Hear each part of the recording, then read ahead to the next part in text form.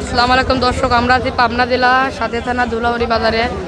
তো আসলে আমাদের পাবনা জেলা সাথে থানা ধুলাউড়ি বাজারে দেখেন অবস্থা, চারিদিকে বৃষ্টি হয়ে কিন্তু একদম কাদা হয়ে আছে। মানুষ কিন্তু গাড়ির উপর থেকেই কিন্তু পেঁয়াজ বিক্রয় করা হচ্ছে। আর আমাদের বাজারটা দেখেন কত বড় বাজার, কিন্তু পেঁয়াজ কিন্তু নামানো যাচ্ছে না, গাড়ির উপর থেকে কিন্তু পেঁয়াজ বিক্রয় করা হচ্ছে। দেখেন আসলে কত কষ্ট হচ্ছে আমাদের এই ধুলাউড়ি হাটে।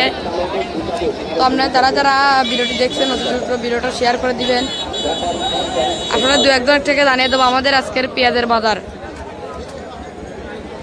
আজকে সর্বোচ্চ পেঁয়াজের বাজার কত আমরা জানিয়ে দেবো আপনাদেরকে, আপনারা আমাদের সাথেই থাকুন। তো প্রথমে একজনের থেকে শোধ করে নেই।